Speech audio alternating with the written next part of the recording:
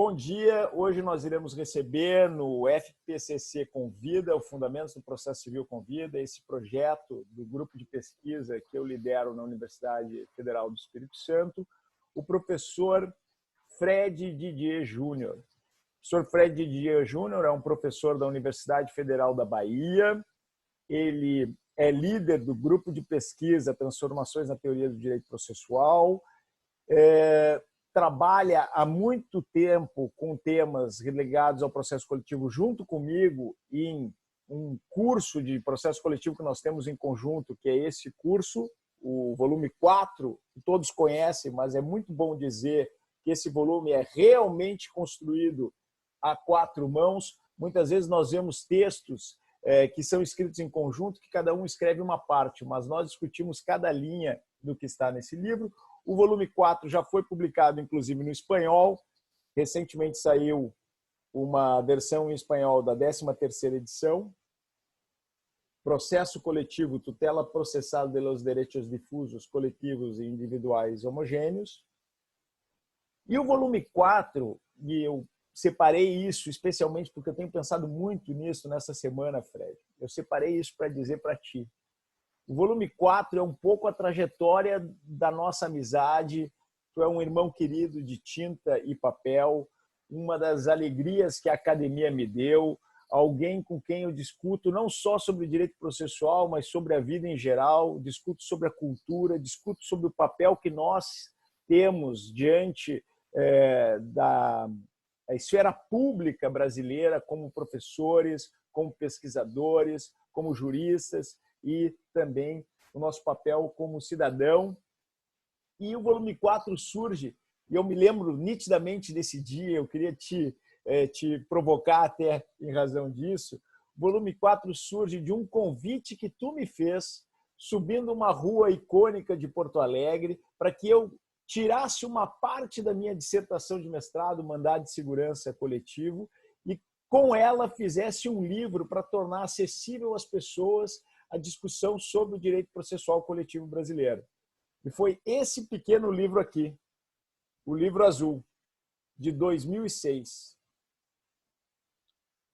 Uma ideia... Excelente, bem lembrado. Uma ideia que tu me deste e que eu te agradeço muitíssimo, porque ela permitiu abrir as portas para essa nossa parceria, abrir as portas para essa convivência. E se nós ganhamos muito do ponto de vista acadêmico, do ponto de vista da construção de textos e ideias, nós ganhamos muito mais do ponto de vista humano. E foi o Ricardo que teve a ideia de transformar esse livro com alguns escritos esparsos que tu tinhas, eu não sei se tu te recorda disso, mas foi o Ricardo, nosso editor, que teve a ideia de transformar esse livro com alguns escritos esparsos que tu tinhas, algumas anotações de aula, em um volume do curso. E foi a primeira vez que nós tivemos um volume de um curso de Direito Processual sobre processo coletivo, que também é, talvez, o início de uma época em que nós começamos a ter disciplinas nas diversas faculdades de Direito sobre processo coletivo, caracterizando isso que é um campo de estudo do direito processual que está bem rente às tuas preocupações com a complexidade do fenômeno jurídico e com pensar a litigância complexa. Professor Fred Didier Júnior, é uma alegria te ter aqui.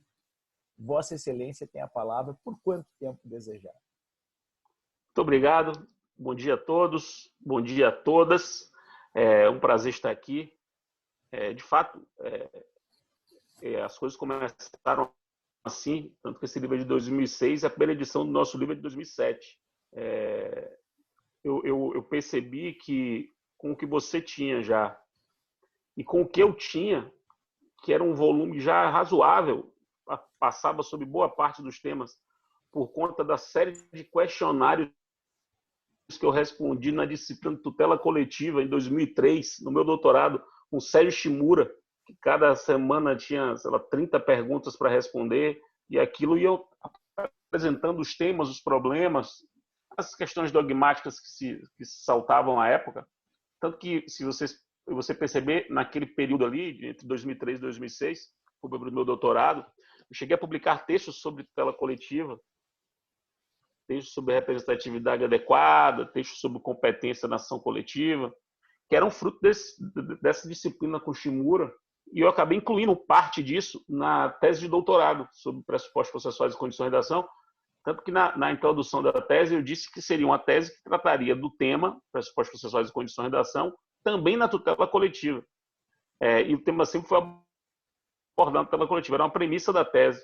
E inclusive citei você na tese, né, no seu mandato de segurança coletiva, daí que eu descobri que você existia, depois nos encontramos em 2005, quando você me convidou para, juntamente com o professor Carlos Alberto e com o Mitidiano, que estava começando, para ser professor na especialização, nos encontramos ali no lobby do Blue Tree, no dia que você inclusive trouxe a minha tese de doutorado, tinha acabado de sair, publicado pela Saraiva, eu tinha feito defendido em março, nós nos encontramos no segundo semestre daquele de 2005, você pegou até um autógrafo, você me tirou para pegar um autógrafo da tese, a gente se conheceu ali e o resto é história. O resto é história. Estamos aqui hoje, 15 anos depois, tendo feito muita coisa junto e tendo esse filho, né, comum, esse filho de 2 pais, esse filho que é uma prova viva da multiparentalidade acadêmica no Brasil, né? E hoje eu venho falar sobre um tema que para a gente é muito caro, né? E sobretudo, eu imagino que para os membros do seu grupo de pesquisa e para os convidados que estão aqui, que eu já estou vendo gente do Brasil todo aí, Délio, Suzaninha, Gabi Campos, o Zedinha está por aí, Klaus. Tem uma galera que está escondida aí sem eu ver, mas imagino que tem gente do Brasil todo. Já vi aqui Paradela, aqui da Bahia, que está aqui também. E tem uma galera, ó, meu amigo Klaus aí mostrando o volume 3. Então, é uma grande satisfação poder falar com essa galera toda sobre algo que nós estamos construindo. E eu quero começar a minha exposição dizendo isso. Eu vou apresentar aquilo que é a minha percepção sobre o meu trabalho com o Zanetti.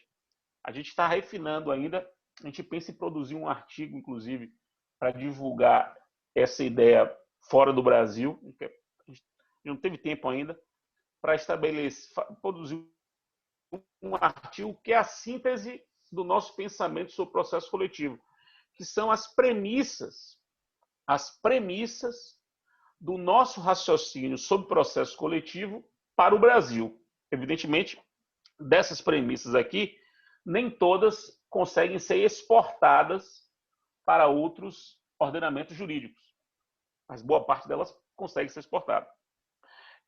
Nós temos, pelo menos na minha visão, nós temos 6 grandes premissas para compreender o processo coletivo no Brasil, né?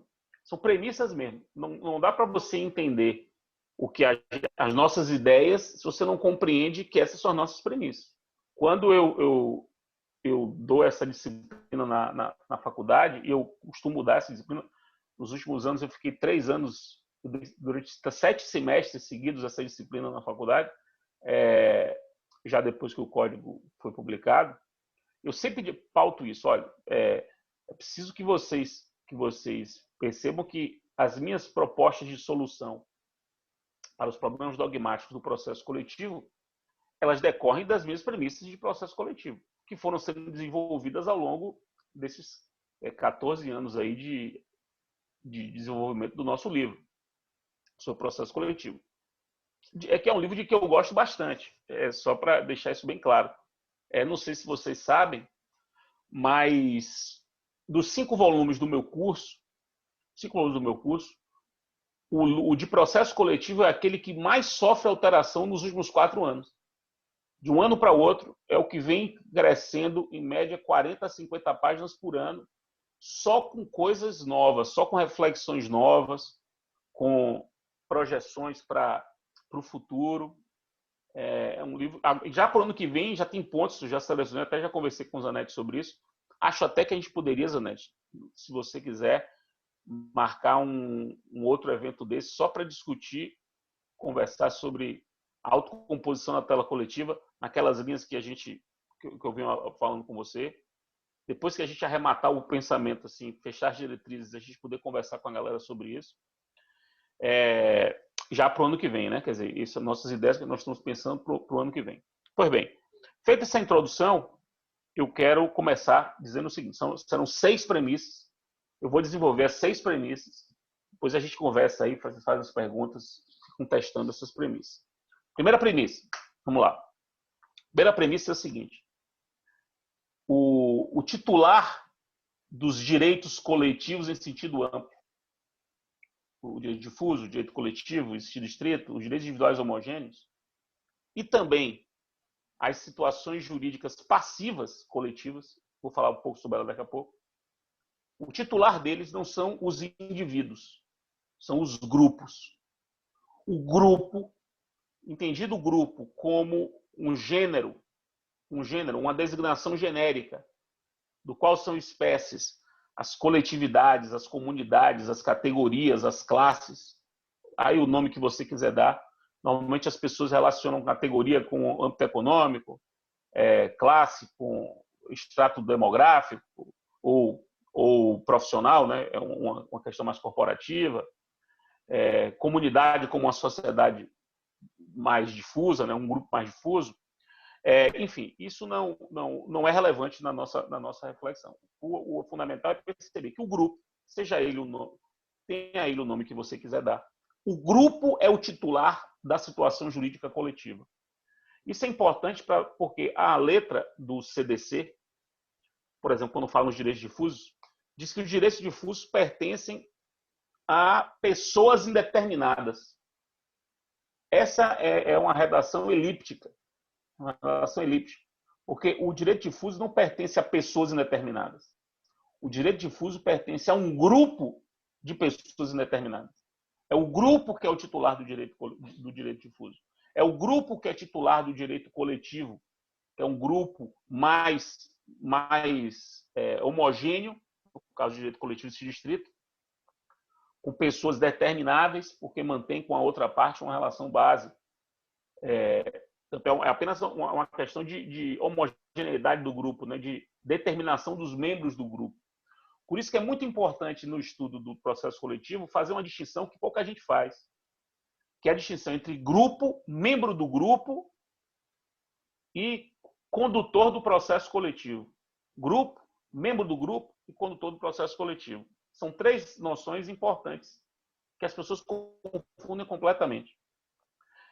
O grupo, que é o titular das situações jurídicas coletivas, ele é composto por membros.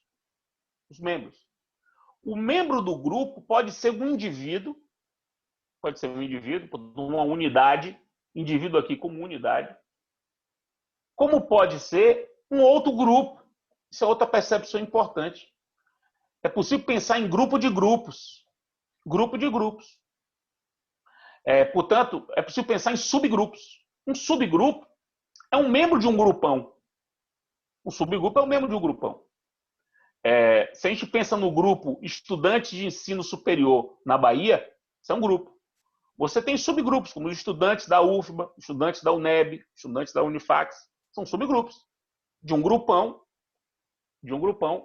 que é o grupo dos estudantes de ensino superior. Se pensar no grupão estudantes de ensino médio, você pode subdividir em estudantes de ensino médio das privadas, estudantes de ensino médio das públicas.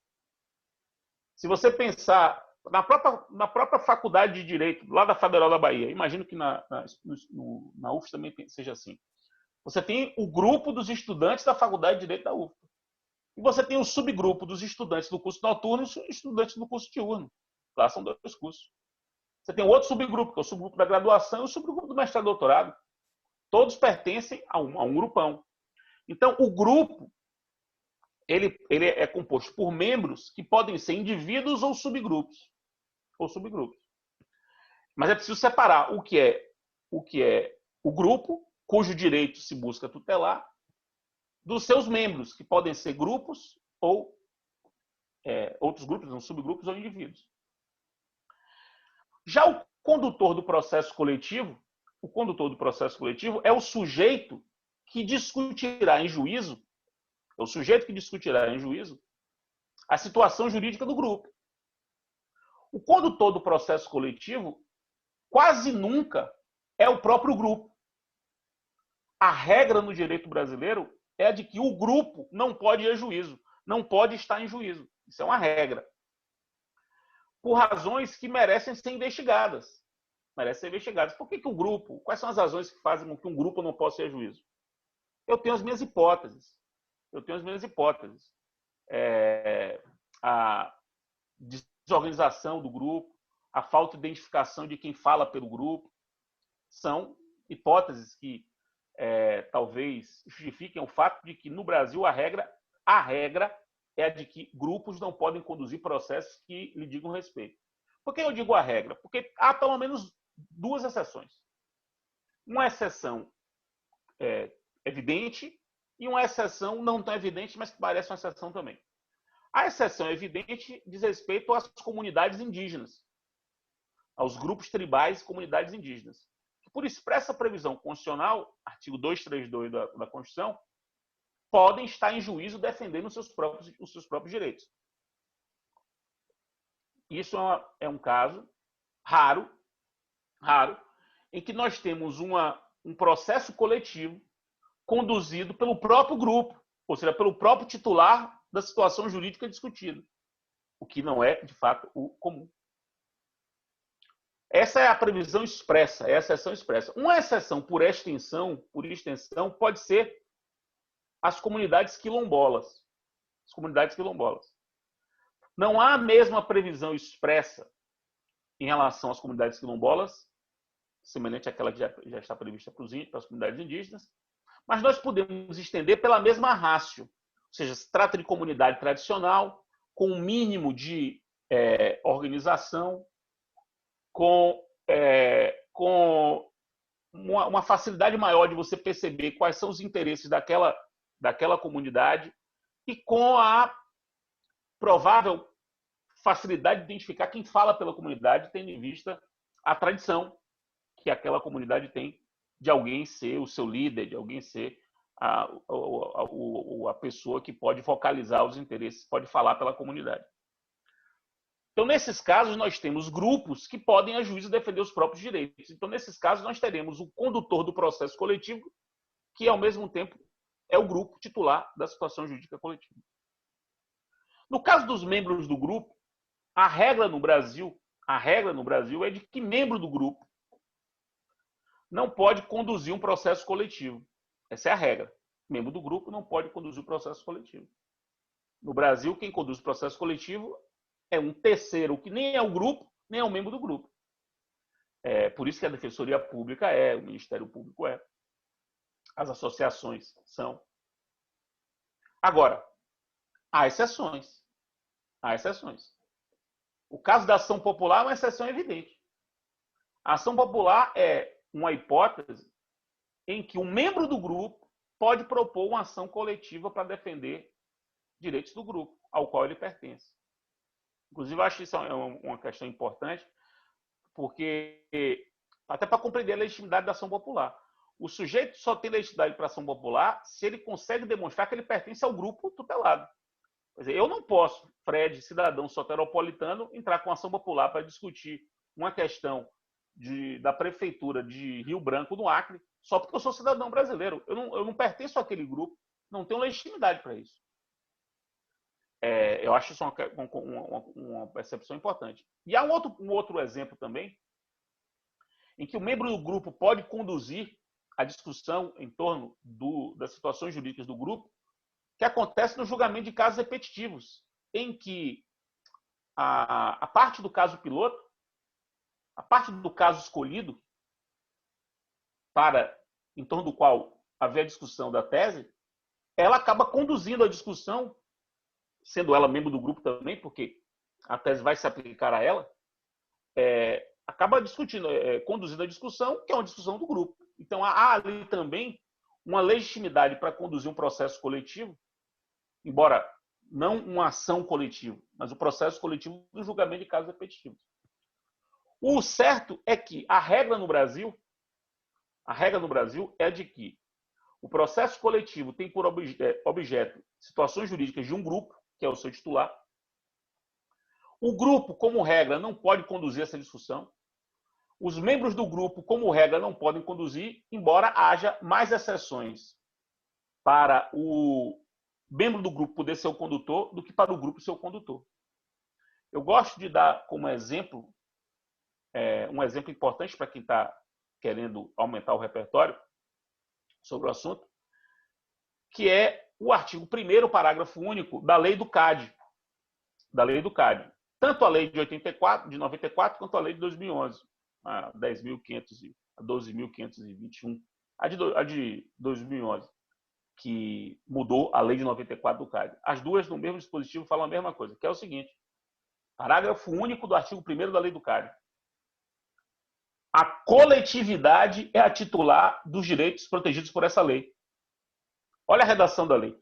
A coletividade é a titular dos direitos protegidos por essa lei. Essa redação ela é muito emblemática, porque ela diz claramente o que a gente está dizendo aqui. Que o titular do direito não são os membros do grupo, como faz crer a redação, a literalidade do artigo 81 do CDC. A titularidade das situações jurídicas coletivas é do grupo, da coletividade, comunidade, classe, categoria, etc. O que você quiser chamar. Mas o grupo. Nós, eu e o Guezanetti, optamos por usar grupo como uma designação genérica. Até porque é a melhor tradução para class do direito norte-americano. Que não é classe, mas é grupo. Pede, só para aproveitar aqui, sem querer interromper teu raciocínio, mas já te fazendo uma provocação para a gente refletir sobre isso. Na Lei 13.979, que é a lei que trata da Covid, o parágrafo 1º do artigo 1º diz que as medidas estabelecidas nessa lei objetivam a proteção da coletividade. Mais uma vez, veja, essa é realmente uma premissa muito importante do nosso raciocínio e é uma premissa de difícil compreensão para quem não repensa o que significa ser sujeito de direito. Se você trabalha com um paradigma de que sujeito de direito são as pessoas jurídicas, as pessoas naturais, e aquelas excentricidades bobinhas que a gente aprende em Civil 1, condomínio, massa falida, herança jacente, se seu paradigma é esse, você não consegue compreender. Não consegue compreender que grupos que não são pessoas jurídicas, não são pessoas naturais, não são condomínio, não são herança jacente, não são herança vacante, não são massa falida, que grupos podem titularizar situações jurídicas, podem ser sujeitos de direito. Isso é muito importante, porque é isso que caracteriza a tutela coletiva. A tutela coletiva é a tutela das situações jurídicas de um grupo. Isso é tutela coletiva. O conceito de tutela coletiva é esse. Tutela-se coletivamente quando se tutelam as situações jurídicas de grupo. E para terminar essa primeira premissa, eu preciso fazer uma última consideração. As situações jurídicas de grupo não são apenas as situações ativas, ou seja, os direitos previstos na Lei de Ação Civil Pública e no CDC. Os grupos, como qualquer sujeito de direito, podem titularizar situações ativas, como os direitos, mas também situações passivas. Também situações passivas. Ou seja, eu posso falar em deveres do grupo. Deveres que podem ser difusos também, você pode espelhar deveres difusos, deveres coletivos, deveres individuais homogêneos. É fácil perceber isso em tempos de pandemia. Imagine que haja a ideia de que os bancos têm que agir dessa ou daquela maneira. Se você entender que o banco deve agir dessa ou daquela maneira, você terá aí deveres individuais homogêneos. Quer dizer, deveres pertencentes a indivíduos que estão na mesma situação de fato. Ou seja, são bancos, todos prestam o mesmo tipo de serviço. Então, se isso é verdade, um processo é coletivo,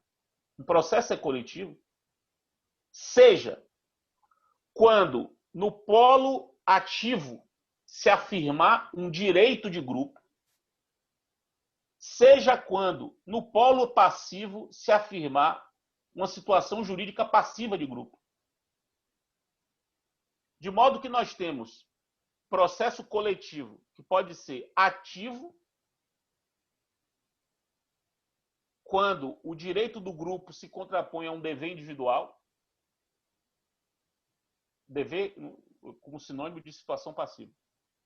pode ser passivo quando um direito individual se contrapõe a uma situação passiva de um grupo, e é o processo coletivo passivo puro, e pode ser misto. Quando o processo for duplamente coletivo, ou seja, você tem coletividade contra coletividade, muito comum nos casos trabalhistas, né? Os dissídios coletivos são processos duplamente coletivos. Você tem uma situação jurídica afirmada, ativa afirmada por um grupo, que aponta uma situação passiva afirmada contra um outro grupo. Essa também é uma premissa muito importante do meu raciocínio, do nosso raciocínio, meu de Zanetti, né? Porque a nossa compreensão sobre o processo coletivo não é uma compreensão pautada apenas nos direitos coletivos. A nossa compreensão do processo coletivo é uma concepção pautada nas situações jurídicas coletivas, que envolvem as situações ativas, como os direitos, e as passivas, como os deveres e os estados de sujeição, que são as situações passivas correlatas aos direitos potestativos. Os estados de sujeição coletivos são muito comuns quando a gente pensa, por exemplo, numa rescisória. Numa rescisória do condenado numa ação civil pública, propõe uma rescisória. Essa rescisória vai ser uma rescisória coletiva. Porque vai ser o direito potestativo de rescindir individual contra a coletividade, né? Contra a coletividade, porque você opõe à coletividade o direito à rescisão. E, evidentemente, esse processo coletivo passivo é um processo que existe, acontece muito na prática, né? Cada vez mais, inclusive como forma de dar eficácia, dar mais rentabilidade, né? Mais eficiência ao tratamento dos litígios coletivos. Mas é um problema que nós não temos um regramento expresso, porque o CDC, a Lei de Ação Civil Pública, supõe apenas o processo coletivo ativo. Só menciona os direitos. Como você não pode negar acesso à justiça de quem tenha direito contra uma coletividade, o processo coletivo passivo ele tem que existir. Você não pode dizer que alguém que tem um direito contra a coletividade está proibido de ir a juízo defender esse direito. Ele tem que poder ir a juízo. Então temos que construir o modelo de um processo coletivo passivo adequado. Mas isso é conversa para um outro momento. Já há muita coisa publicada. Então, com isso, a gente termina a primeira premissa, que é a premissa do grupo como titular de situações jurídicas coletivas, ativas e passivas. Agora, para a segunda premissa. A segunda premissa é a definição do que para a gente é processo coletivo. Precisa estabelecer, para a gente conversar, né, sobre o assunto, o que é que a gente entende como processo coletivo. E nossa compreensão sobre processo coletivo é uma compreensão que eu reputo bastante simples. Bastante simples. Processo coletivo é todo processo em que se discute uma situação jurídica coletiva. Seja uma situação jurídica coletiva afirmada, ativa, seja uma situação jurídica imputada a uma coletividade. Percebam que o julgamento de casos repetitivos é um excelente exemplo para isso, porque no julgamento de casos repetitivos você tem diversos grupos contrapostos, né? Você tem pelo menos 2 grupos aí. O grupo de quem defende que a tese terá solução A e o grupo que defende que a tese vai ter solução B. Isso pensando de forma bem singela, quando a gente sabe que muitas vezes o IRDR tem 10, 15 possíveis soluções para a tese. Se cada solução tiver um grupo de defensores, nós teremos aí 15 grupos. Uma multipolaridade grupal. Cada um afirmando uma situação jurídica distinta do outro. Então, o nosso conceito de processo coletivo é esse conceito. E o que esse conceito é diferente dos conceitos tradicionais? É que os conceitos tradicionais, eles trabalhavam com 2 paradigmas, né? Ou, na verdade, com 3 grandes paradigmas. Minto, com 4 grandes paradigmas. O paradigma de que processo coletivo é só por ação coletiva. O paradigma de que processo coletivo é só o ativo, só envolve direitos. O paradigma de que o processo coletivo é sempre conduzido por um legitimado extraordinário, ou seja, sempre conduzido por um condutor que não é o grupo. e a gente já mostrou que isso não é correto. É possível desenvolver a ideia de que grupos organizados, em que se possa identificar quem fale por ele, possam ir a juízo, como acontece com as comunidades tradicionais. E o quarto paradigma é o de que o regime da coisa julgada, diferenciada, também compõe o conceito de processo coletivo. E note que no nosso conceito de processo coletivo, eu não falei em legitimidade, não falei em coisa julgada. Porque não é o condutor do processo que vai dizer se o processo é coletivo. E não é o regime da coisa julgada que torna o processo coletivo. O que torna coletivo é o seu objeto, é o que se discute. É isso que torna o processo coletivo. A condução do processo coletivo não tem nada demais. É uma legitimação extraordinária como há outras tantas em nosso ordenamento. Legitimação extraordinária como regra, embora haja exceções. E também a coisa julgada não é uma peculiaridade. Não é uma peculiaridade. Por algumas razões. Primeiro que, se a gente for muito rigoroso, analiticamente, a gente vai perceber que a coisa julgada coletiva não é erga omnes. Que a coisa julgada coletiva, ela vincula o grupo, e apenas o grupo. Então não é erga omnes, não é o planeta todo que fica vinculado. É o grupo titular do direito discutido que fica vinculado. O que tem de diferente no regime da tutela coletiva é que essa coisa julgada pode ser aproveitada pelos membros do grupo. Esse aproveitamento da coisa julgada pelos membros do grupo. Isso é uma peculiaridade do processo, da dogmática do processo coletivo, não do conceito de processo coletivo. E tem uma outra reflexão também importante. Essa ideia não se aplica se o processo coletivo for passivo. A ideia de que a coisa julgada coletiva passiva só se estende ao membro do grupo para beneficiá-lo não faz sentido. Não faz sentido se o processo coletivo for passivo. Então, também é uma fragilidade da concepção tradicional que trabalha com esses quatro paradigmas que nos parecem equivocados. Então, o nosso conceito é um conceito mais simples e, pela sua simplicidade, é um conceito com maior capacidade explicativa. Pelo menos é assim que a gente pensa.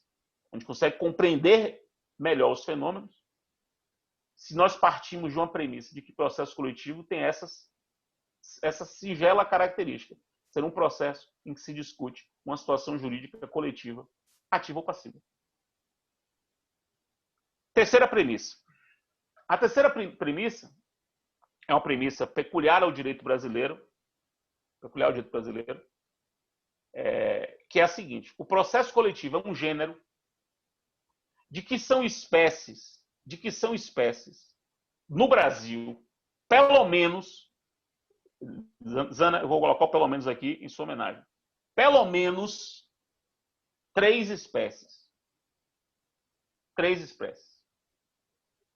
Ou seja, processo coletivo é gênero. Processo coletivo não é sinônimo de ação coletiva.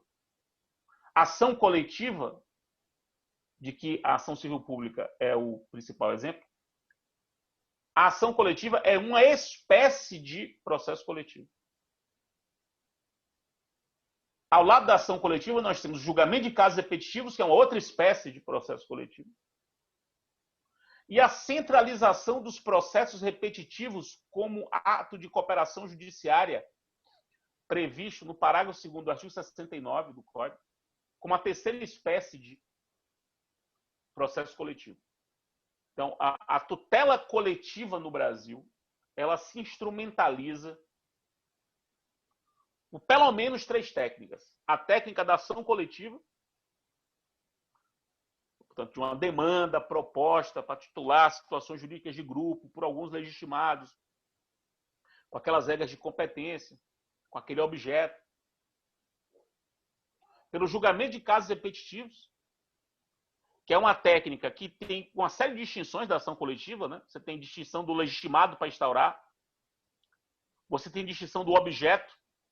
O julgamento de casos repetitivos pode, por exemplo, discutir questões tributárias que estão vedadas, e aí sem querer discutir se isso é constitucional ou não, mas estão vedadas numa ação civil pública. Você tem distinções quanto aos efeitos, né? A coisa julgada coletiva, que pode ser o resultado de uma ação coletiva, ela vincula o grupo, pró e contra, Mas o membro do grupo só fica vinculado, se for coletiva ativa, favoravelmente. Então, o membro do grupo ele só se vincula à coisa julgada coletiva ativa favoravelmente. O grupo se vincula sempre. No caso do julgamento de casos repetitivos, não, né? A tese fixada vale para todos, qualquer que seja a tese. Se a tese prejudicar os membros de um grupo, vai prejudicar os membros de um grupo. Não há problema quanto a isso. Portanto, a solução, essa técnica, né, do julgamento de casos repetitivos, ela tem um resultado bem diferente da técnica da ação coletiva. A coisa julgada coletiva ela pode ser desfeita por rescisória, se houver coisa julgada, né? Já a tese firmada no julgamento de casos repetitivos pode ser revista por um procedimento de revisão da tese, previsto no artigo 986, né? 986 do Código. Então, você tem instrumentos com características diversas. Você tem regimes jurídicos diversos para tutelar interesses do grupo. No caso da centralização de processos repetitivos, ali é um instrumento de cooperação judiciária que pode envolver questões de fato comum, pode envolver questões incidentais comuns, pode envolver juízos de justiças diversas, pode se dar em primeira instância, Portanto, é uma outra forma de você tutelar direitos de grupos. É claro que esses instrumentos eles podem combinar-se. Você pode combinar uma ação civil pública com julgamento de casos repetitivos. Nós, por exemplo, eu e Zanetti defendemos uma tese, que é uma tese bem controvertida, a gente reconhece, que é uma tese segundo a qual, se há uma ação civil pública pendente sobre um assunto, esse assunto não pode ser objeto de um julgamento de casos repetitivos enquanto a ação civil pública não chegar ao tribunal. Porque a nossa tese é de que, se há um julgamento, uma ação coletiva, como ela vai redundar numa coisa julgada, portanto vai pacificar o assunto de uma vez só, é preferencial que se julgue logo a ação coletiva. Quando ela chegar ao tribunal, em grau de recurso, ela é escolhida como caso piloto e instaura-se o incidente de julgamento de casos repetitivos. É uma abordagem que nos parece mais racional para combinar essas técnicas de tutela coletiva no Brasil. Você pode, por exemplo, instaurar um julgamento de casos repetitivos e, ao mesmo tempo, firmar uma cooperação judiciária para centralizar processos repetitivos numa única vara na primeira instância. Fazer uma combinação entre julgamento de casos repetitivos e cooperação judiciária. Proposta, inclusive, de Volpe Camargo na tese de doutorado dele, que combina a instauração do IRDR no tribunal com a cooperação judiciária entre tribunal e primeira instância, com a fixação das causas repetitivas num único juízo para que possa controlar melhor a distinção. A aplicação do precedente e a distinção. Então, as técnicas elas podem ser combinadas, mas são técnicas diferentes. Todas elas devem ser pensadas a partir do paradigma de que estamos ali discutindo interesses da coletividade. Até que a gente possa perceber, por exemplo, e é uma coisa que eu e o Zanetti, a gente desenvolveu isso mais no ano passado, na verdade, em 2018, e divulgou isso no ano passado, que é o seguinte, durante muito tempo se entendeu que membro do grupo não pode intervir em processo coletivo. Não pode, porque como ele só se beneficia, não haveria interesse na intervenção do membro do grupo no processo coletivo. Perceba como essa lição é uma lição pensada num paradigma de que todo processo coletivo é ação coletiva e ação coletiva ativa. São dois paradigmas aí. É um paradigma que precisa ser revisto, quer porque há processos coletivos passivos, cuja coisa julgada vincula o membro do grupo, e aí a participação do membro do grupo tem que ser repensada no processo coletivo, já que esse processo pode lhe afetar. Como também é possível, é preciso lembrar que o julgamento de casos repetitivos é também processo coletivo, e a participação do membro do grupo nesse julgamento de casos repetitivos não só é prevista, como estimulada. Ou seja, o membro do grupo ele intervém no julgamento de casos repetitivos. Como há ali muitos grupos, há grupos em que envolvem pessoas com processos pendentes, há grupo que envolve pessoas que podem sofrer as consequências do precedente uma vez firmado. Claro que será preciso calibrar essa participação do membro do grupo no julgamento de casos repetitivos, tendo em vista o grau de proximidade ou de proximidade e de aptidão para contribuir com a discussão que o membro do grupo tem. A gente até propõe isso no artigo que publicamos eu, Zanetti e Gustavo Alves, não sei se está aqui, o velho pivô está aqui, será? Acho que não, né? Acho que não. Mas é um artigo que acho que merece, se o pessoal puder ver, foi publicado na Civil Procedure Review do ano passado, chama-se Intervenção dos Membros do Grupo em Julgamento de Casos Repetitivos, que é uma perspectiva que é muito interessante, porque toda a dogmática tradicional é uma dogmática que diz que membro do grupo não pode intervir em processo coletivo. Mas isso é por quê? Porque trabalha com um paradigma de processo coletivo que nosso ver está equivocado. E todo processo coletivo ele é ativo, todo processo coletivo é uma ação coletiva, todo processo coletivo necessariamente só beneficia o membro do grupo. São paradigmas que não correspondem à totalidade dos casos de processo coletivo. Então, isso é a nossa terceira premissa. A quarta premissa muito importante, aplicada ao direito brasileiro, essa não pode ser exportada, é a seguinte. Veja bem, esse aqui eu preciso dar um passo atrás para poder explicar. A primeira grande lei sobre processo coletivo no Brasil, a grande marca, foi a Lei de Ação Popular, Lei de 65. Quando a Lei de Ação Popular veio em 65, não havia no Brasil pensamento sobre processo coletivo. A Lei de Ação Popular ela não foi criada porque as pessoas teorizavam sobre processo coletivo e resolveram criar um instrumento para isso. Nada disso. O raciocínio era puramente prático. Tem que permitir que o cidadão vá a juízo, controle e possa controlar atos da administração. Ponto. Sem maiores reflexões sobre isso. Isso vem desde a década de 30, né? As constituições lá de 34 para cá. Só veio ser regulamentado em 65, a Lei de Ação Popular. Não havia reflexão. Por quê? Porque no Brasil não se estudava isso. Os processualistas não estudavam isso. Percebam, inclusive, que as primeiras pessoas a escreverem sobre a ação popular são publicistas. Não são processualistas. Processualistas não escreviam sobre a ação popular logo que a Lei de Ação Popular saiu. Eram só publicistas, administrativistas, constitucionalistas que escreviam sobre o assunto. Podem ver os livros sobre o assunto daquela época. Vem 75, 10 anos depois, Barbosa Moreira publica um texto dizendo que a ação popular como instrumento de tutela de direitos difusos no Brasil. Barbosa Moreira, que era uma pessoa muito internacionalizada, talvez o mais internacional dos nossos processualistas até então, frequentava os circuitos internacionais dos processualistas do mundo, Associação Internacional de Processos. Ele viu essa discussão na Itália, dos italianos que haviam ido estudar nos Estados Unidos e compreender o sistema das class actions americanas. Os italianos trouxeram isso, começaram a publicar textos sobre processo coletivo lá na Itália. Barbosa Moreira viu isso e percebeu, 10 anos depois da eleição da ação popular, que aquilo era um instrumento de tutela coletiva. E lançou esse problema aí no Brasil.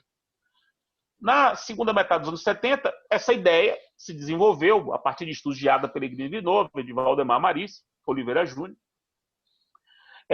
Os grupos de estudo começaram a ser feitos, até que em 83 foi instaurada uma comissão para fazer uma lei de ação civil pública, que saiu em 85, e o resto da história, como vocês sabem. Vejam que o raciocínio, o desenvolvimento do que é uma ideia de processo coletivo, etc., no Brasil, só começou a surgir entre o final dos anos 70 e os anos 80. Foi importante nessa época dizer, então, que o Código de Processo de 73, construído na década de 60, mas aprovado em 73, era um código inaplicável ao processo coletivo. Não servia ao processo coletivo. Era um código de processos individuais, era o paradigma da individualidade. Embora, se a gente for ler o Código de 73, não há nenhuma referência. Nem que aquilo ali é um código de processo individual, nem que aquilo é um código de processo coletivo. Não existe essa previsão no CPC. Por que não existe? Porque, veja, meus caros, não existe simplesmente porque não se falava. A ideia, o conceito de processo coletivo não existia no Brasil da época. Eu já disse algumas vezes para Zanetti, para Mitidiero, para Cabral, para meus amigos, para Robson, meus amigos próximos, uma coisa que me fez escrever a minha livre docência sobre TGP, muitos de vocês conhecem. Os conceitos são os modos pelos quais nós vemos o mundo. Quanto mais abrirmos a nossa cabeça em relação aos conceitos que nós temos. Valeu, Adriano? Quanto mais abrirmos nossas cabeças em relação aos conceitos que nós temos, mais a gente verá a complexidade do mundo com mais clareza. Com mais clareza veremos a complexidade do mundo. Se a gente não tem conceitos, os conceitos não estão claros, não estão mal formulados na nossa mente, a gente vê o mundo com base em conceitos que são ferramentas de compreensão da complexidade da realidade. Ferramentas que, enfim, todo mundo conhece essa frase de Abraham Maslow, né? Para quem só tem martelo, todo problema é prego. Para quem só tem martelo, todo problema é prego. Então, se você pensa o conceito como um martelo, como uma ferramenta, para a solução de um problema, que é como colocar um prego na parede, ou um parafuso na parede, ou um rebite na parede, numa chapa, você vai ter que perceber que para cada problema específico, um conceito que é uma ferramenta diferente. É assim que eu penso, é assim que eu raciocino. Processo coletivo era um não conceito no Brasil, na comunidade do pensamento do Brasil, em 73. Por isso que o Código 73, não é que o Código 73 não menciona o processo coletivo. É que o Código 73 não supõe o processo coletivo. É diferente de não mencionar. O processo coletivo nem suposto era. Ele não foi suposto e excluído. Poderia ter acontecido, né? Supõe o processo coletivo e agora só vou regular o processo individual. Não. Isso não existiu. Não existiu qualquer reflexão que diga que foi assim que as coisas aconteceram. Será anacronismo histórico. Isso não aconteceu dessa forma. Simplesmente não era uma suposição. E aí, 10 anos depois que o Código de 73 saiu, era preciso, para desenvolver a dogmática do processo coletivo, defender que o processo do CPC 73 não servia ao processo coletivo, era inadequado sobretudo pela questão da legitimidade. Porque a legitimação extraordinária lá tinha que estar prevista em lei, artigo 6º do CPC 73. Como não havia lei que atribuía a legitimação extraordinária para defender interesses de grupo, se dizia que não podia ter direito ao processo coletivo no Brasil. Daí a batalha com a lei de ação civil pública para ter uma lei que criasse a possibilidade de direitos de grupo poderem ir a juízo. E aí resolveu o problema da legitimidade. E o que aconteceu? Na origem do pensamento sobre o processo coletivo no Brasil, na origem, era fundamental estabelecer a seguinte premissa. CPC de 73 é inaplicável ao processo coletivo. Inaplicável, ruim, uma desgraça, é uma merda de lei. Enfim, tem que ter todos os adjetivos, o paradigma da individualidade, o individualismo liberal. Tinha cada xingamento contra o CPC. E eu, inclusive, fui um dos que xinguei. Aprendi a xingar. Criança, você aprende a xingar. Porra, sacana. Você fica usando porra, sacana. Eu aprendi a xingar. Eu, criança, intelectualmente, fui educado a xingar para o CPC 73 e a nossa tutela coletiva. E xingava. Uma desgraça, não serve para nada, o paradigma da individualidade, é inadequado. Todas essas palavras de ordem, eu fui educado a aprender. Algumas delas tinham algum sentido, outras não. Tempos depois eu percebi isso. Mas é assim que nós construímos. E foi importante para desenvolver a dogmática do processo coletivo. As primeiras edições do nosso curso, esse curso que o volume 4 do nosso curso, foram todas pautadas nessa premissa. Quando saiu o CPC de 2015, Zanetti vai lembrar bem disso. Quando saiu o CPC de 2015, a gente ficou um ano para atualizar o curso. Eu atualizei logo de cara os volumes 1 e 2. O código já saiu com os volumes 1 e 2 atualizados, mas os volumes 3 e 4 eu demorei o ano de 2015 inteiro para atualizar. E comecei, eu pensei naquela época, né? No final da minha adolescência, né? Há 5 anos atrás, minha adolescência intelectual. Eu pensei, o livro de processo coletivo vai ser o mais simples. Eu vou pegar as referências ao código de 73 e vou pegar um código confrontado, onde tinha 267, 485, onde tinha 269, 487. E aí vai ser uma maravilha. Rapidinho eu vou atualizar. E lá vai eu, começo a fazer isso em maio de 2015. Comecei, primeiro capítulo. Quando eu comecei a atualizar, eu comecei a ler o que estava escrito, e eu olhava para o código de 2015, eu comecei a dizer, isso não está batendo, isso não faz sentido.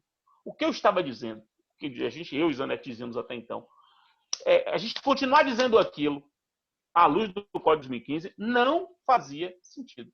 Liguei para a Zanetti e falei assim, Zanetti, essa porra vai dar mais trabalho do que a gente havia pensado. Porque, rigorosamente, nós teremos que resetar o livro. Resetar. Ctrl Alt Del, resetar o livro. Porque o livro foi partir de um paradigma, de um suposto que não existe mais. E por que não existe mais? Porque o CPC de 2015 não é um código que foi criado para a tutela individual. Não existe nenhum dispositivo do código que diga isso. Nenhum, zero. O Código de 2015 é um código que, diferentemente do de 73, supõe o processo coletivo. Supõe. É um código de processo civil brasileiro que supõe a realidade normativa do processo brasileiro até então, que inclui não só a tutela padrão individual clássica, mas também juizados especiais, controle de constitucionalidade concentrado, que não existia em 73. Juizados que não existia em 73. Sistema de arbitragem, minha querida Suzaninha, que não existia em 73. Todos são microsistemas processuais construídos ao longo de 40 anos, pós-73, e que foram supostos pelo CPC de 2015. Não por acaso, meus amigos, o CPC de 2015, e a gente fez aqui uma lista o CPC de 2015 não só supõe o processo coletivo, como expressamente faz referência a ele em diversas passagens. O 139, inciso 10, expressamente refere às ações coletivas. 139, inciso 10. O 178, inciso 3, que se refere à intervenção do Ministério Público, expressamente se refere à intervenção do Ministério Público em processos coletivos. Expressamente. O 174, inciso 3, 174, inciso 3, expressamente se refere a termos de ajustamento de conduta. Expressamente, 174, pode olhar, termos de ajustamento de conduta. O 333, vetado pela presidente Dilma, cuidava da conversão da ação individual em ação coletiva. Ou seja, isso foi aprovado nas duas casas do Congresso Nacional, isso foi discutido nas duas casas do Congresso Nacional. Portanto, é um artigo que cuida de processo coletivo. Estava dentro do CPC. Dentro do CPC. Fora que o CPC estruturou o julgamento de casos repetitivos como gênero, que é uma espécie de processo coletivo. Fora que o CPC, no artigo 565, cuida da ação coletiva passiva possessória. Da ação possessória coletiva passiva. Artigo 565. Como é que você pode dizer que o CPC de 2015 não foi pensado para a tutela coletiva, não foi adequado para a tutela coletiva, é um paradigma individual? Essas frases não fazem o menor sentido. O CPC brasileiro de 2015 é um conjunto de normas jurídicas do processo brasileiro aplicáveis ao processo coletivo, claro. Não vou aplicar distribuição dinâmica ao processo coletivo, não vou aplicar tutela provisória ao processo coletivo, não vou aplicar negócios processuais no processo coletivo, não vou aplicar as normas fundamentais no processo coletivo, não vou aplicar a prova pericial ao processo coletivo. Enfim, o que eu não vou aplicar do CPC ao processo coletivo? Eu não vou aplicar ao CPC do processo coletivo competência. Por quê? Porque tem regras expressas de competência na ação coletiva. Eu não vou aplicar efeito suspensivo automático da apelação. Por quê? Porque na legislação civil pública tem um efeito dispensa o efeito suspensivo automático da apelação. Essas regrinhas que tornam o procedimento da ação civil pública um procedimento que foge um pouquinho do procedimento comum é o que torna o processo coletivo especial. Daí porque é preciso pensar a relação do processo do CPC com o processo coletivo de modo completamente diferente do que era anteriormente. Anteriormente, a gente via a relação como uma relação centrípeta. Por que centrípeta? O CPC como núcleo, o processo coletivo como fora do núcleo. Então, a relação que se tinha à época era o processo coletivo pode buscar, portanto, centrípeta, pode buscar no CPC normas que complementam os seus regulamentos. E só assim. A relação é só essa. Agora não.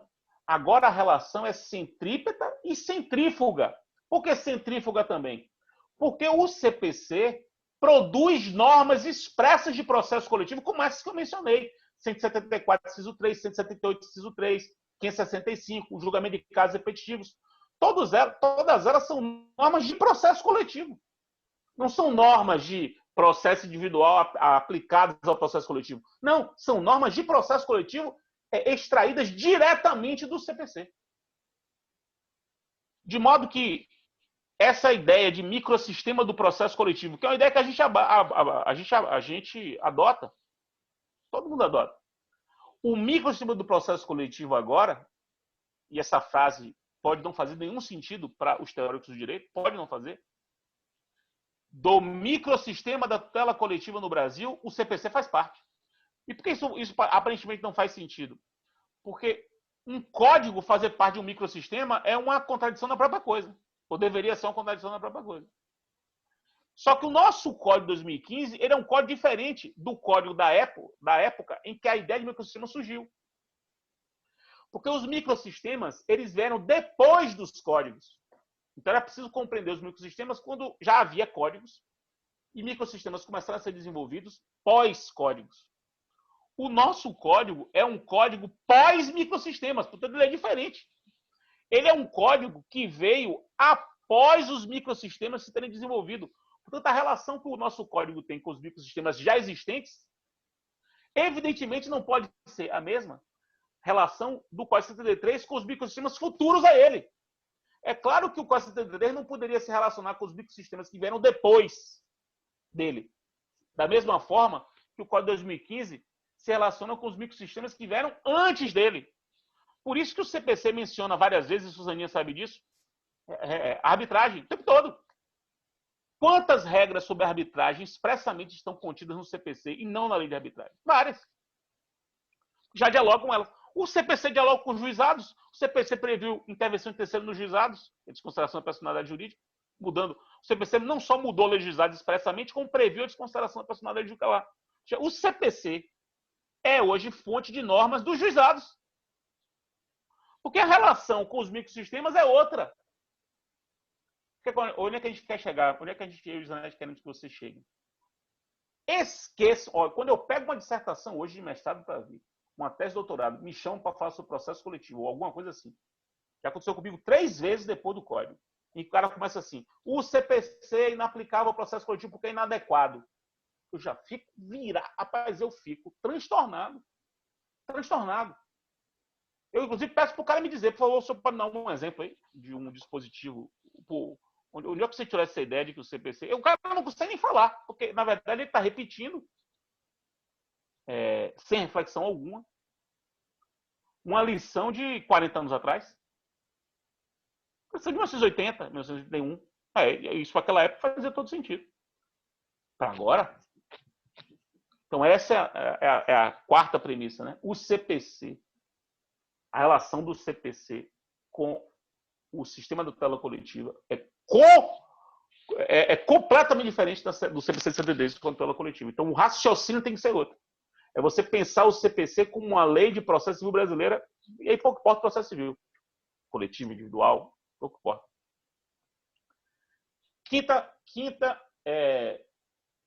Quinta premissa. Quinta premissa foi isso que nós desenvolvemos também em 2015, a partir da leitura da obra do professor Edilson Vitorelli. Eu participei da banca de doutorado dele em 2015.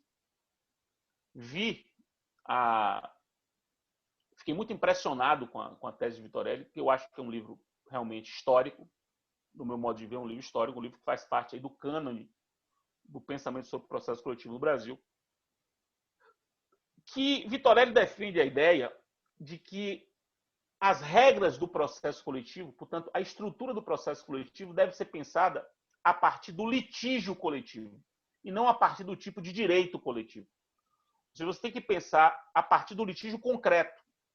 Pensar só em direitos difusos, direitos coletivos e direitos individuais homogêneos, sem perceber que litígios sobre direitos difusos podem ter variadas feições. Quer dizer, tanto direito difuso, e o exemplo é dele, um derramamento de óleo no meio do Oceano Atlântico, como o rompimento da barragem do Fundão, lá em Mariana. É direito difuso da mesma forma. Imaginar que a ação coletiva envolvendo o primeiro caso terá a mesma disciplina da ação coletiva envolvendo o segundo caso é simplesmente ignorar a realidade. Então, o que o Vitorelli propõe? Vitorelli propõe que nós pensemos competência, legitimidade, autocomposição, para usar três institutos fundamentais do processo coletivo. Legitimidade, competência e autocomposição, que nós pensemos esses institutos não a partir de concepções teóricas sobre quais são os tipos de direito coletivo, mas sim a partir dos casos coletivos, a partir dos litígios coletivos. Então, e aí, Vitorelli propõe a tipologia dos litígios coletivos, que ele desenvolve litígios de difusão global, litígios de difusão local e litígios de difusão irradiada. Então, a tipologia dos litígios, portanto, os problemas concretos, deve ser levada em consideração para que a gente pense questões como legitimidade, intervenção de terceiro, conexão, coisa julgada. Isso reflete em tudo. Eu e Zanetti, nós já tínhamos essa intuição quando estudávamos competência e quando estudávamos legitimidade. Isso era uma intuição nossa, sem uma formulação tão elaborada quanto essa aqui. Essa formulação, que é uma formulação heuristicamente muito forte, muito produtiva. Por quê? Porque ela ajuda a gente a formular novas ideias. Então, toda formulação teórica que lhe dá um combustível para desenvolver as suas ideias é uma formulação heuristicamente relevante. Essa é a grande contribuição de Vitorelli, e a gente passou a adotar isso como premissa.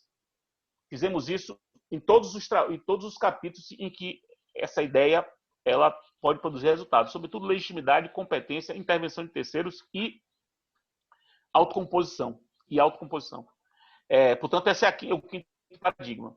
É preciso pensar o processo coletivo, portanto, as estruturas do processo coletivo, as regras do processo coletivo, as variáveis do processo coletivo, a partir das situações litigiosas concretamente apresentadas no processo coletivo. Então, a partir dos litígios coletivos e não a partir dos direitos coletivos. Fica a indicação do livro de Vitorelli, que me parece ser um livro fundamental. E, finalmente, a sexta premissa do nosso raciocínio, que é uma premissa muito controvertida, até hoje é controvertida, que é a que a gente adotou desde a primeira edição. Eu me lembro que isso é até um tema entre nós, entre mim e Zanetti, como é que a gente faria o nosso volume. Seria um volume com as instituições do processo coletivo, competência, coisa julgada,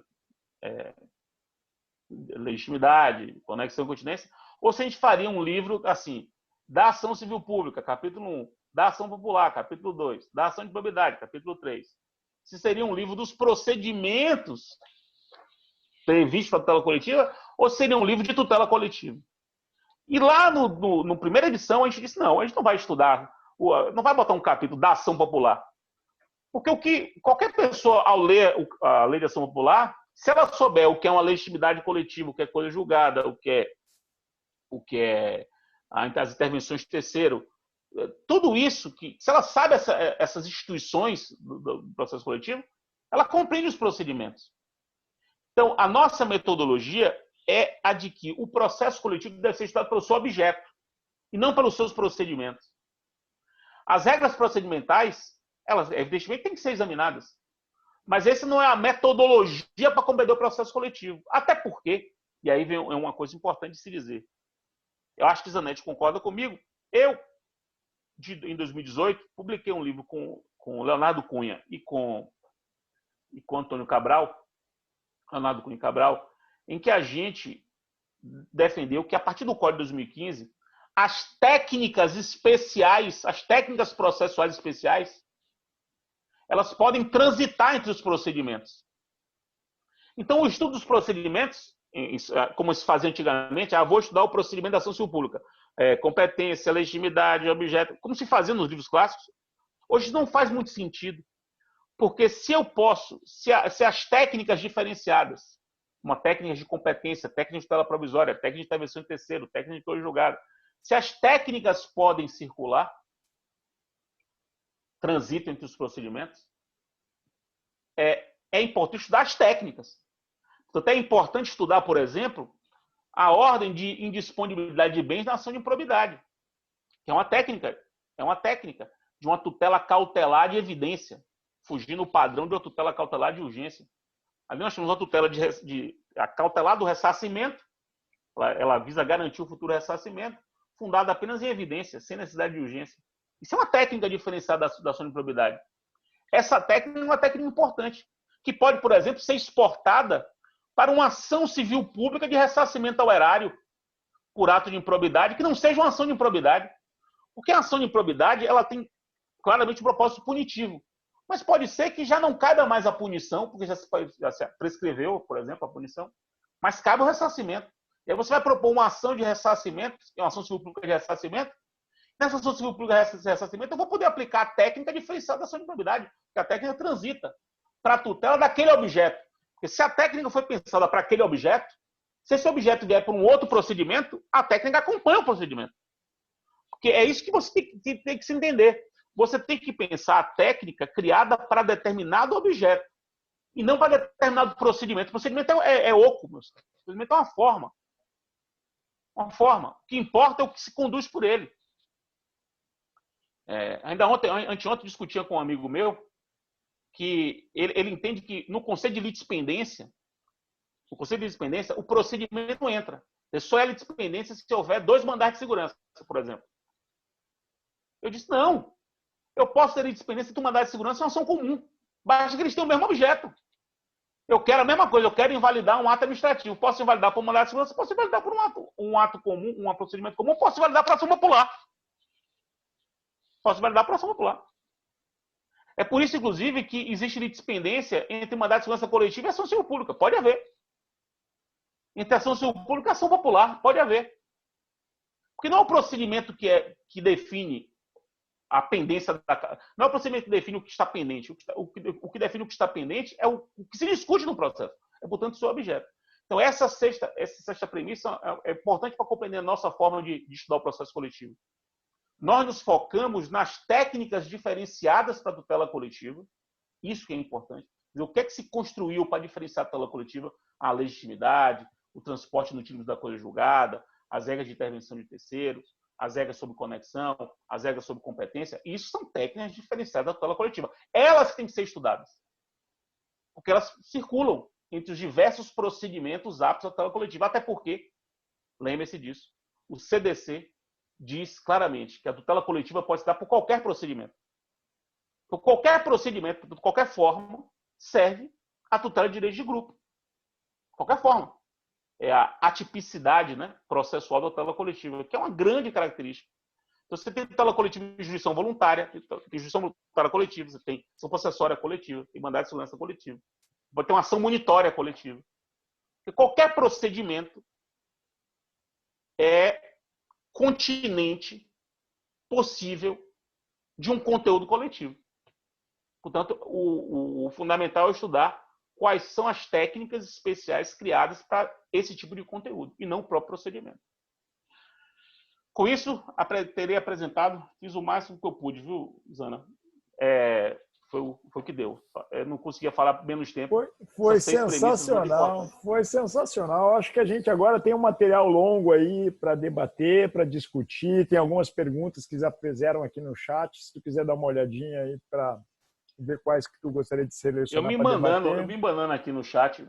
Faça a seleção aí. Se eu abrir, não, eu acho que assim, eu acho que a gente pode discutir algumas questões e na medida que a gente vai discutindo, a gente vai respondendo. Na tua própria exposição, ao longo da exposição, tu foi abordando algumas das questões que foram sendo levantadas. Eu acho que todos ficam muito impactados por uma premissa que nós estabelecemos em 2006, quando pensávamos o curso. A unidade do processo coletivo. Essa ideia de estudar o processo coletivo a partir de seus conceitos, que primeiro era uma ideia voltada para estudar as ações coletivas e que depois passou a ser uma ideia para estudar todo o processo coletivo, ainda que a gente não desenvolva tanto as outras espécies de processo coletivo no curso, a gente faz referência a elas, quando aparecem essas distinções dentro de cada instituto.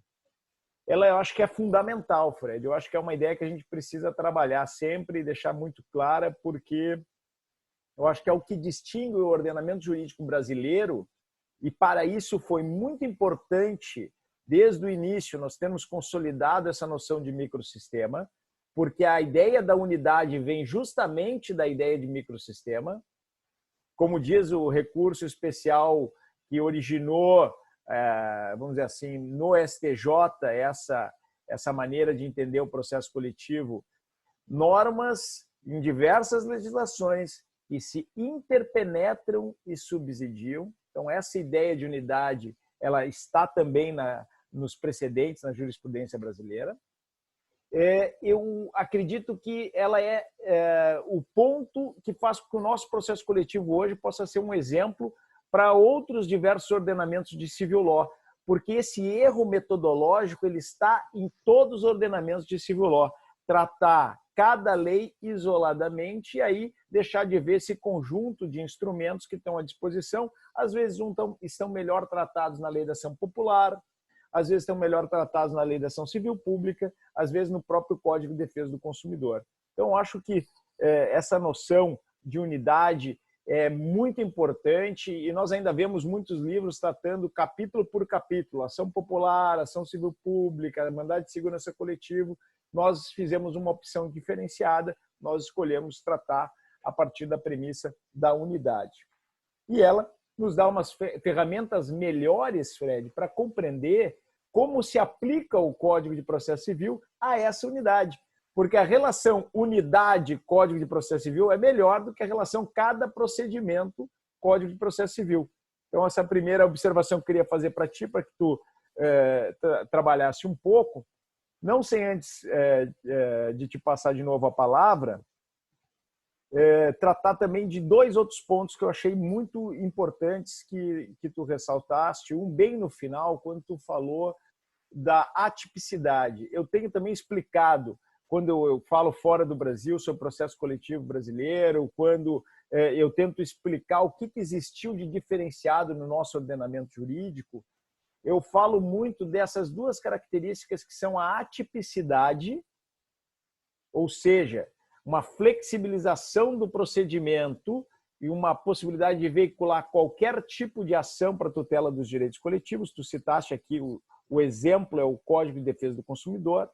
Quando a gente compara o Código Civil de 1916 e o Código de Defesa do Consumidor, o Código de 16 dizendo para cada direito corresponde uma ação que o assegura, e o Código de Defesa do Consumidor, no artigo 83, se eu não me engano, dizendo para a tutela dos direitos previstos nesse código são cabíveis todas as espécies de ações capazes de propiciar adequada e efetiva tutela, a gente nota essa importância da tipicidade. E é uma característica do direito processual brasileiro também. E uma segunda característica, que eu também faço muita inflexão, é a não taxatividade, que é uma característica das class actions norte-americanas. Essa ideia de transsubstantive rights, ou de direitos não típicos. Nós tutelamos direitos coletivos, situações jurídicas coletivas, não de forma típica. Então, queria também ressaltar esse ponto, que eu acho muito importante do ponto de vista teórico, para compreender a diferença entre o que nós temos aqui e o que existe em outros ordenamentos jurídicos. Veja, e aí, agora eu vou te fazer uma pergunta. Ah, tá bom. Se quer falar, fala. Não. Pergunte que eu reúno por conexão e decido tudo junto. Então, a pergunta é uma reflexão que ontem eu comecei a fazer com o Daniel a respeito dos conceitos. Você sabe que a minha premissa de abordagem da ciência do direito é uma premissa integrada da ciência do direito, inclusive a premissa do meu grupo de pesquisa na UFES. Então, nós estudamos filosofia da justiça, teoria do direito transordenamental, separada de dogmática jurídica, do ordenamento jurídico brasileiro, e separada de sociologia do direito lato sensu, todas as outras áreas de discussão. A gente já conversou várias vezes sobre isso. E ontem eu conversava com o Daniel sobre essa questão dos conceitos, dos modelos e de uma volta aos conceitos do ponto de vista de projetos internacionais de harmonização, uniformização ou pelo menos de esclarecimento do que são os temas de direito processual mais importantes a serem discutidos. E o tema dos conceitos voltou na tua fala. E tu colocou muito bem, o que eu concordo em gênero, número, grau, que é importante alterar os conceitos para que a gente tenha uma ferramenta mais adequada de análise do direito. O direito é artificial. os conceitos são construídos na teoria do direito para serem universais. Essa é uma característica dos conceitos. Isso não significa que nós estamos pensando como lá nos 700, que nós estamos pensando como Qual provocação isso? na origem iluminista do racionalismo, com formas platônicas, com conceitos e teorias que, uma vez universais, sirvam para tudo.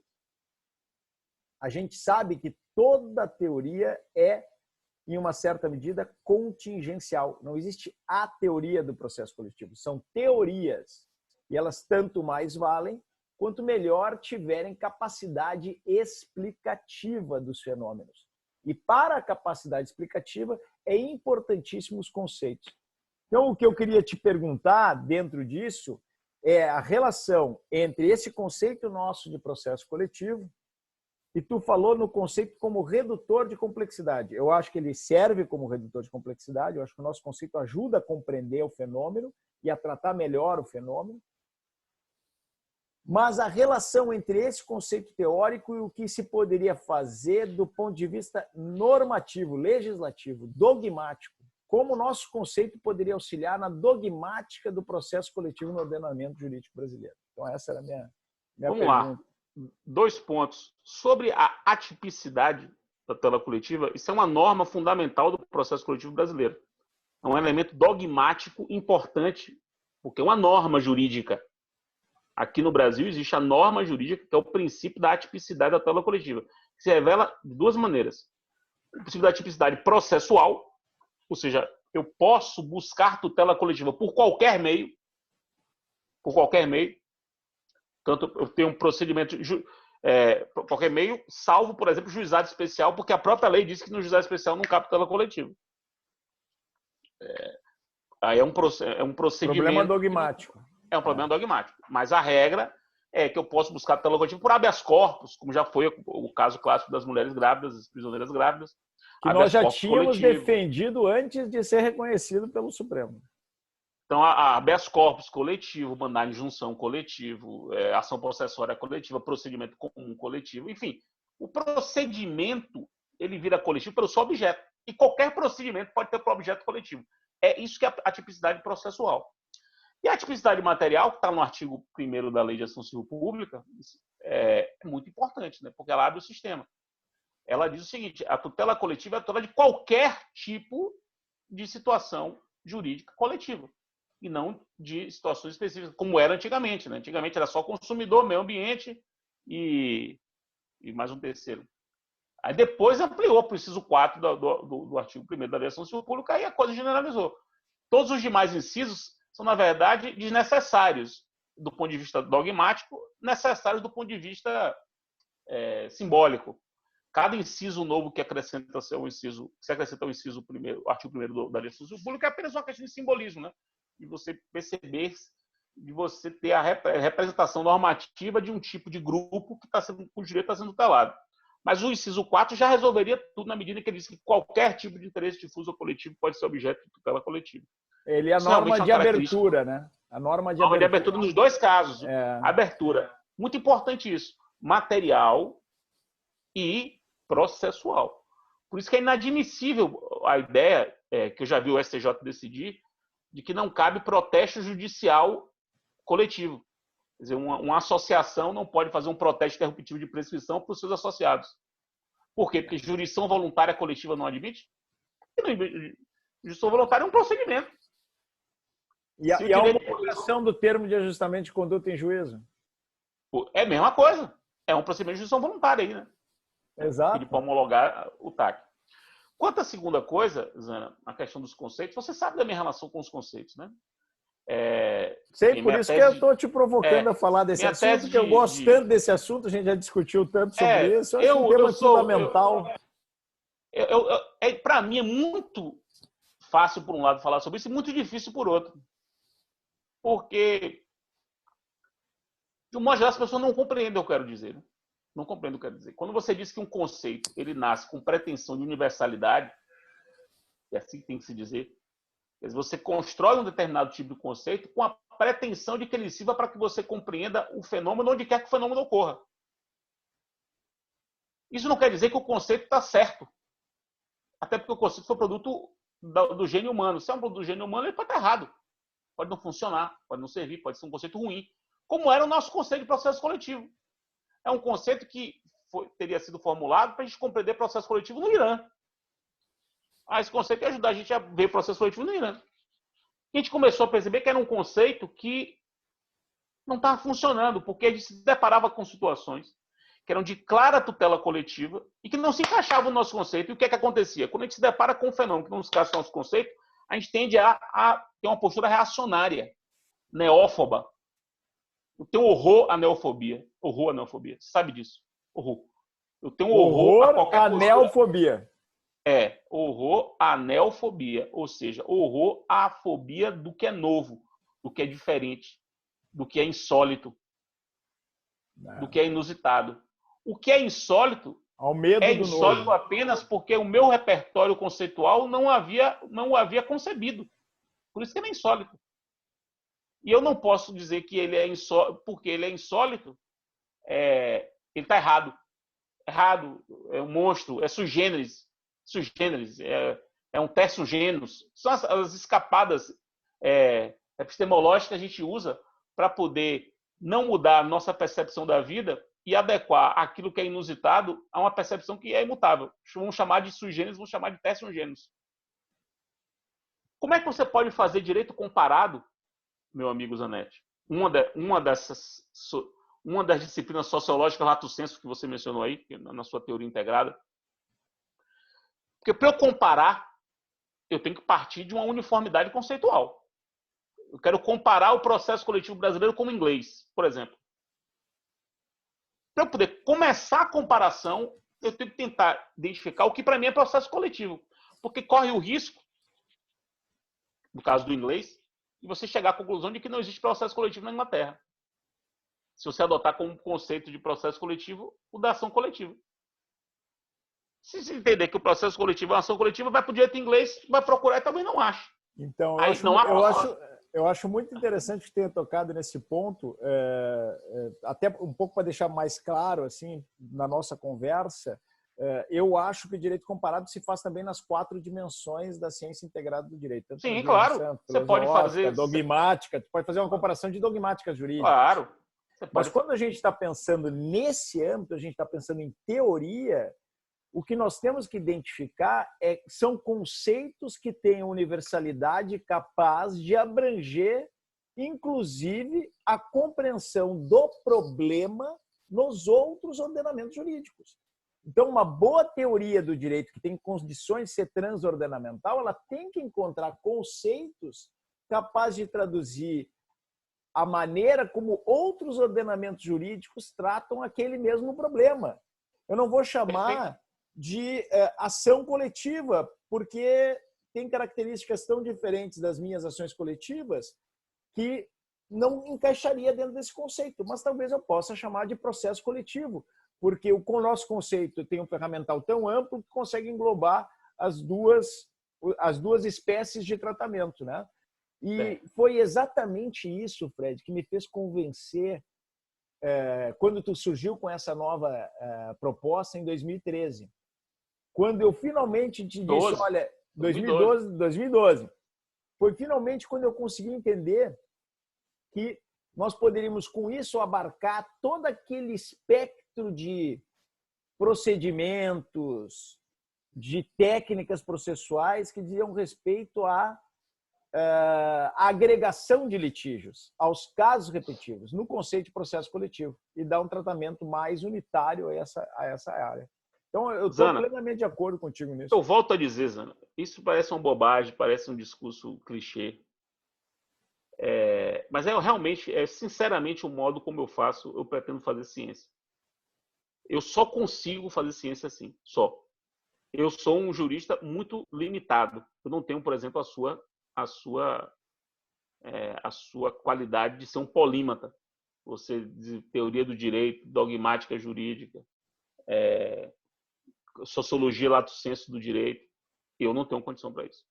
Eu, Fred, não tenho essa habilidade, e você e outras pessoas como Mitidiero, que nosso grande amigo, que tem essa capacidade de ser um comparatista, de ser um historiador do processo, de ser um teórico do processo, de ser também um dogmático do processo. Tudo fazendo muito bem, tudo muito bem. Eu não tenho condição. No máximo aí eu tenho 2 atribuições. Posso ter um pouco de epistemólogo do processo e posso... O maior epistemólogo do processo civil brasileiro, como a gente brincou esses dias, né? Conversando. E tenho algum conhecimento de dogmática do processo. Nesses 2 objetos aí da minha investigação, que eu tento fazer da melhor forma possível, eu não consigo fazer de outro modo, a não ser cada vez mais testando o meu modo de compreender a realidade. Todos os dias eu testo, todos os anos, todo momento. Não é por acaso que o nosso curso é um curso que muda e avança todos os anos.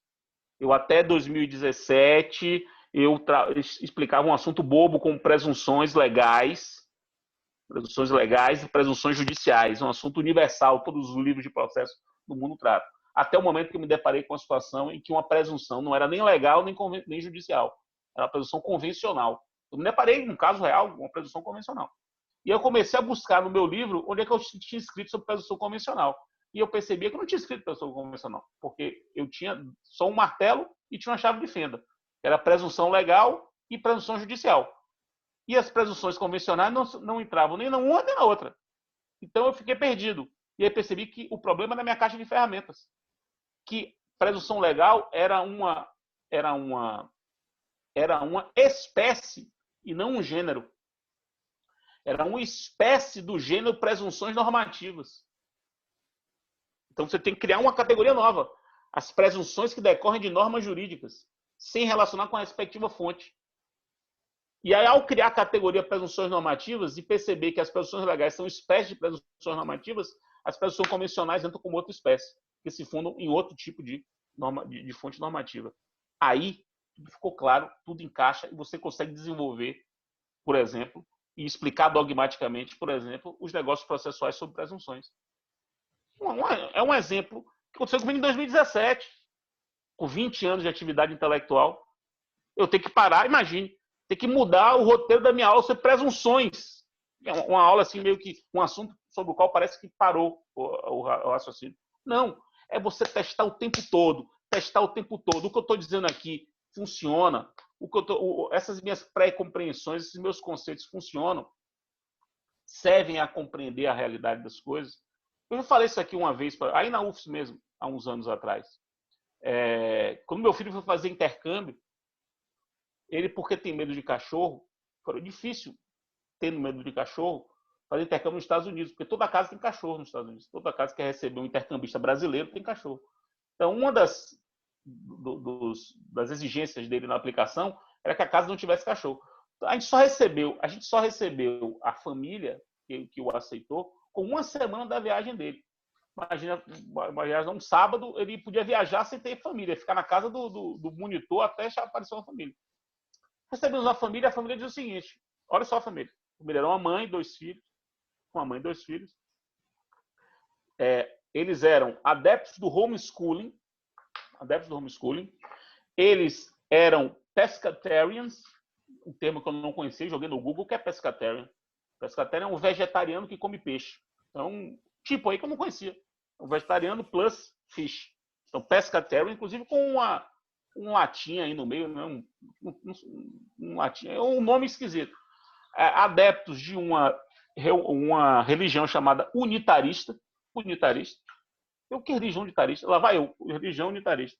Aí o cara, várias informações, que é uma religião ecumênica, que reúne uma série de concepções, aí se funde. Uma coisa bem sincrética, para um baiano isso foi ótimo, né? Então, sentiu em casa. Unitarista, homeschooling, uma mãe solteira, 2 filhos. Aí tem as 2 últimas observações. O filho mais velho tem problemas cognitivos, não especificou qual era o problema cognitivo, e o mais novo, o gênero é I. Gênero I. Tá só no formulário. O gênero I, ela errou. Não, gênero I é um gênero indeterminado. Não sabe ainda se é gênero masculino ou feminino. Isso no formulário que eu recebi. A quantidade de informação que eu li no formulário é um absurdo. Se a minha cabeça fosse uma cabeça com uma paleta de conceitos de 5 anos, 10 anos atrás, eu não conseguia entender o formulário. Vou começar já aí. Eu não conseguia entender a língua do formulário. Se eu mudo a minha paleta de conceitos, eu consigo entender e compreender e dialogar com aquelas informações e trabalhar com elas. Como trabalhamos. Foi um excelente período de intercâmbio. A família não poderia ter sido melhor.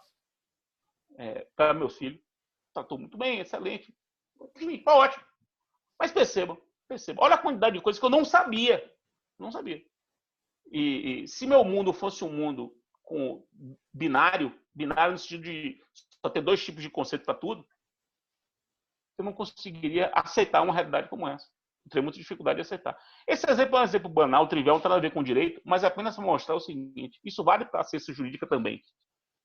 E para a conversa que eu vou ter com o Adriano sexta-feira, que o Adriano me chamou para uma live com ele sexta-feira, 6 horas. Excelente. Adriano fez uma pergunta aqui, nós temos várias perguntas, agora não sei se nós vamos ter tempo de enfrentá-las todas, porque, infelizmente...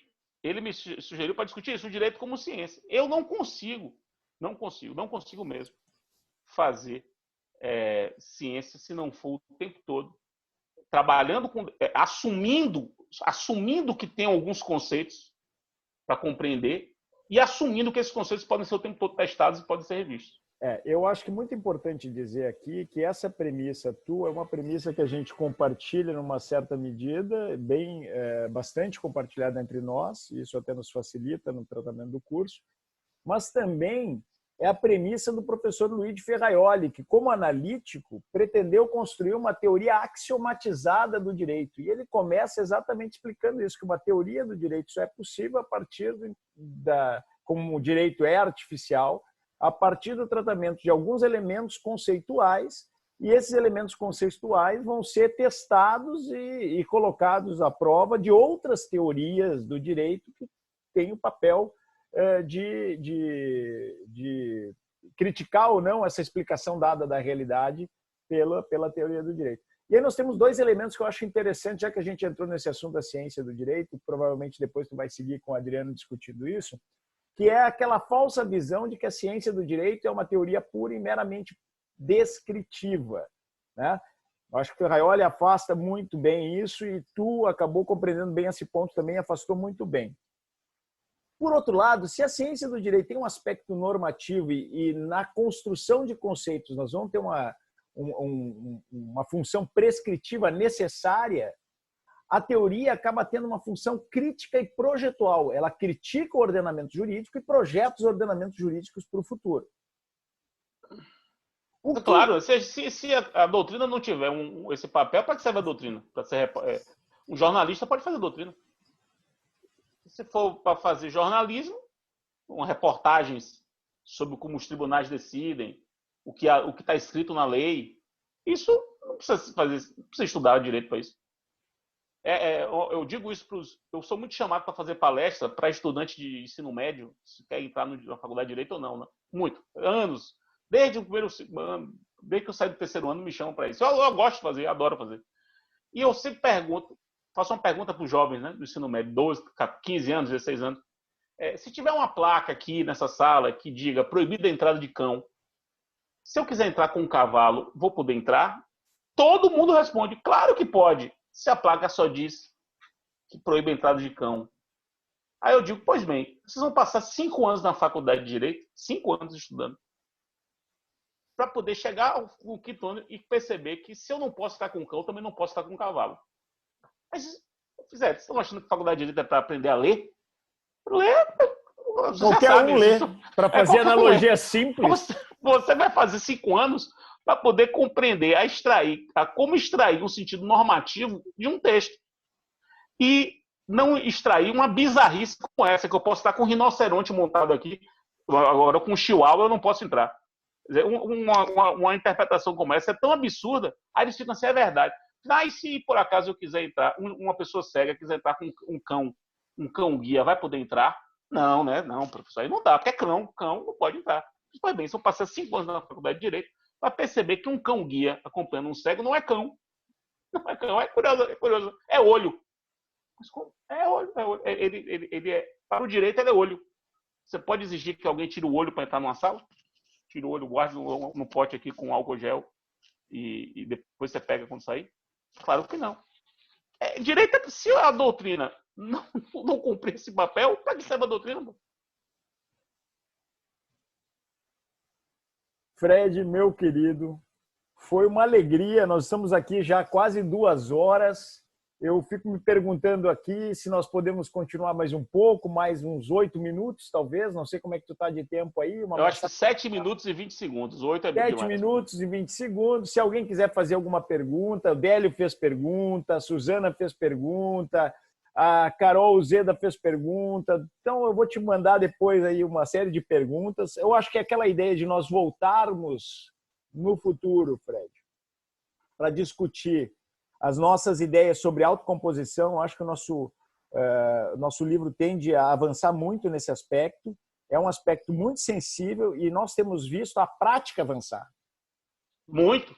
Como sempre acontece, né? A prática não está muito preocupada com teorias obsoletas. Se a teoria é obsoleta, a prática parte para cima, meu amigo, e resolve o problema. Isso que eu fico assim assustado com a nossa doutrina de um modo geral. A galera não tem a menor vergonha de manter concepções obsoletas que são incompatíveis com a prática. Só porque são perfeitas logicamente. Perfeitas, têm uma perfeição lógica. No mundo da lógica, funcionam. A prática percebe que isso é inútil, não está funcionando, mas e a galera continua usando. Esse é o conceitualismo setecentista. Esse é o problema que nós temos que atacar em conjunto. Alguém dizer que eu sou um conceitualista setecentista é uma acusação que eu reputo profundamente injusta. Eu acho que deixamos a questão bem esclarecida para dizer que o que é o conceitualismo setecentista é exatamente essa espécie de formalismo interpretativo que faz com que você não consiga romper conceitos pré-estabelecidos e encadeados que só fazem sentido num passado remoto. O processo coletivo... Muitas vezes inexistente, viu? Um passado nem remoto. Na época, nem na vezes época. Inexistente. A gente pensa que o passado existiu dessa forma e ele não existiu. Nós vimos também, Fred, ao longo de toda a nossa experiência no curso, aí, o quanto o processo coletivo serviu ao processo individual, né? O caso mais expressivo, pelo menos para mim, é o caso da primazia do julgamento de mérito. Mas a gente viu em muitas outras oportunidades o processo coletivo servindo ao processo individual. Acho que pensar complexamente, pensar os litígios complexos e entender esse mecanismo de solução de conflitos e as suas consequências fez com que a gente desenvolvesse aí um trabalho muito frutífero e que eu posso te dizer com muita segurança é dos meus trabalhos acadêmicos o que eu mais gosto de revisar todos os anos, porque a gente sempre contribui de alguma maneira, a gente sempre dá mais um ponto nessa teia de Ariadne, a gente sempre constrói mais alguma coisa, sempre vai nessa tapeçaria de Penélope, refazendo e fazendo novamente para construir um modelo que seja dogmaticamente sustentável. Eu acho que é muito importante deixar muito claro isso. Nós enfrentamos, na perspectiva teórica, o processo coletivo, mas temos sempre muita preocupação com o modelo de ser dogmaticamente sustentável e apresentar soluções práticas para o cotidiano da realização e efetivação desses direitos fundamentais tão caros que estão na dimensão coletiva. Vocês querem dar alguma palavra final, meu querido amigo? Não, só agradecer, espero que o pessoal tenha gostado. Realmente foi longo, né? Você tinha falado que seria... Mas não dá para poder falar sobre isso com menos tempo, falar de forma séria, né, sobre isso. Espero que o pessoal tenha gostado, espero que o pessoal entre no YouTube e o pessoal assista. Enfim, quem não comprou, compra o volume 4, é um belo livro. A gente tem muito orgulho dele. É um filho do qual a gente tem muito orgulho. Sabe que esse realmente é escrito e resenhado e discutido a 4 mãos todos os dias. Fred, eu tenho acabado todos esses eventos com uma frase que eu gosto muito, que eu acho que traduz a minha ideia de ciência. A gente falou muito sobre ciência aqui, já antecipando o que vai acontecer lá com o Adriano Caldeira, mas a gente falou muito sobre ciência e sobre esse manter-se crítico em relação à maneira de ler o mundo, e nós falamos sobre experiências compartilhadas. Então, eu acredito que a ciência, mais do que nunca nesse momento, não é mais um empreendimento de um homem sozinho. A ciência é um empreendimento colaborativo. E eu termino nossos encontros sempre com essa frase: somos como anjos de uma asa somente e podemos voar só quando estamos abraçados. Abraço forte, meu amigo. Beijo a todos, se cuidem, viu?